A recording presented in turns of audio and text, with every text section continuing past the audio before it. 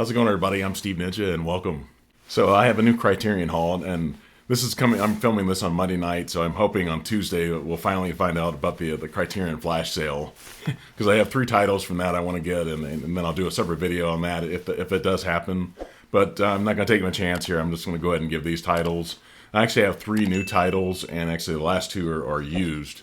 But this first one though is one I've actually wanted to get for a long time. It's Jimmy Plays Monterey, and also has a Shake Otis at Monterey. So I've looked at this one before, and I've actually passed on buying this one because obviously there's a complete Monterey Pop Festival. There's actually like 3 different editions available on the Criterion website.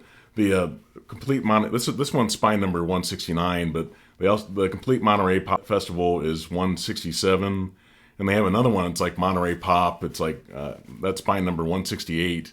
But I know you can see the cover here if you go on Criterion, they actually have a cover of the Monterey Pop Festival cover, and I'll show the different types of covers here. But it's kind of strange because I actually bought this on Amazon. It was like $14.99, and I had passed on buying this before because I thought maybe I'll just get the box set. But really, the main part I wanted to get was Jimi Hendrix, and not really so much some of the other stuff from the Pop Festival, but the one thing I think I will miss is probably getting the Who. I think that performance at Monterey is probably the only one that, other than Jimi Hendrix and Otis Redding, the Who is probably the only other one I'd really want to see. But so this was actually released in 1986. It was directed by D.A. Pennebaker.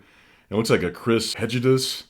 I don't know if I'm pronouncing that correctly, but it is kind of interesting. I don't know if I kept putting off buying the box set just because it's so expensive. And like I said, I just wanted for Jimi Hendrix for mainly. So for me, it made a lot of sense. At $14.99, I thought that was a great price. So the second movie in this haul was released in 1970. The movie is Gimme Shelter.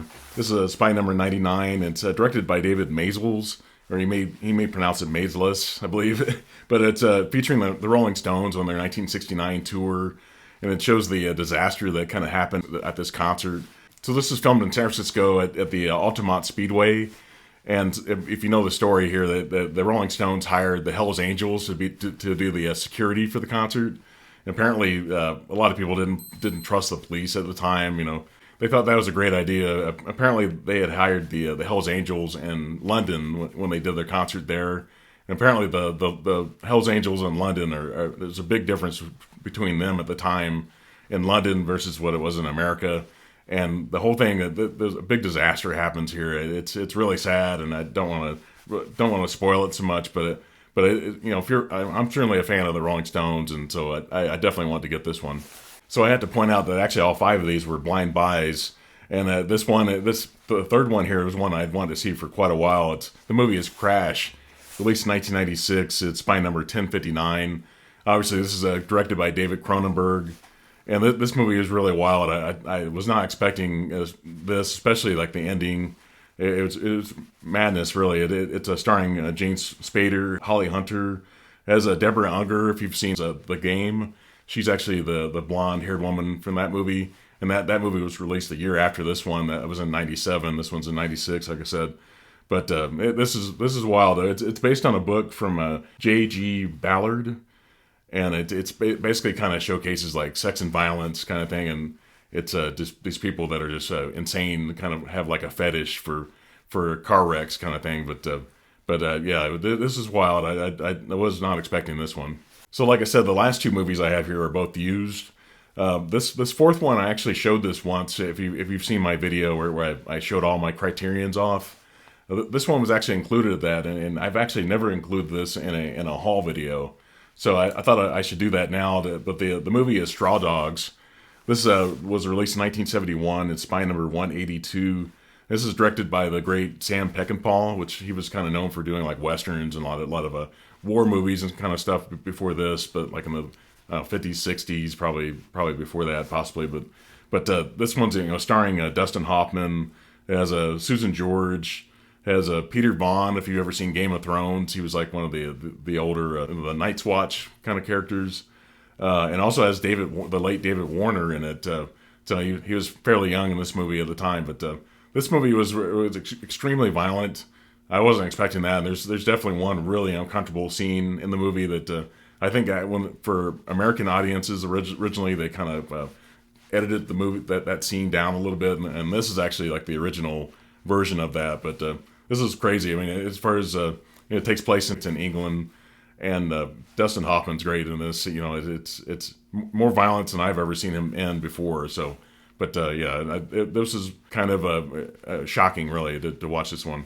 So this fifth title was actually one I talked about in my last Criterion video, and I was giving recommendations for the flash sale, which hasn't happened yet. Like I said, hopefully that happens on Tuesday, but if it doesn't, then I don't know if it's going to happen until maybe till the end of the year, possibly. But the movie is The Seventh Seal. This is released in 1957. It's Spy Number 11. This one's directed by Ingmar Bergman. Obviously, there's a big box set that this title is in as well, but it's actually starring Max von Sydow. And obviously, there's a 4K is getting released on April 18th. Obviously, if the flash sale happens this month, then we won't be able to get that until the Barnes & Noble sale in July. But this is a great title, though. This is one I talked about a lot before, but it's in Swedish. It also has an English dub on it.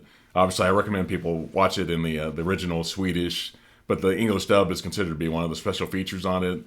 And also, there's a commentary as well, and a lot of other special features about Ingmar Bergman, and so it's definitely worth buying it by itself. I think such a great movie that if you don't want to spend hundreds of dollars on the box set, even with 50% off, that might be like $150 some to get that. But if you just want to get this movie, it's definitely worth buying by itself, and obviously on 4K it would be worth buying it even if you had the box set. But so let me know in the comments, do you own any of these 5 movies?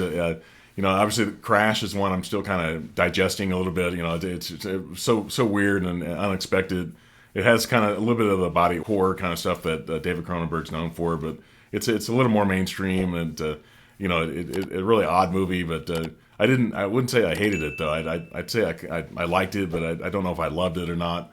So it might be one I haven't watched the commentary on it yet. So after I watch that, maybe I'll kind of appreciate it a little bit more. It's such a shocking kind of movie that once you've seen it once, you watch it a second time, you know what to expect, and it may not shock you quite as much. You might just kind of enjoy it a little bit more. So I don't know, but please consider subscribing to my channel. Please put a like on this video, and have a good night. Thank you. Bye.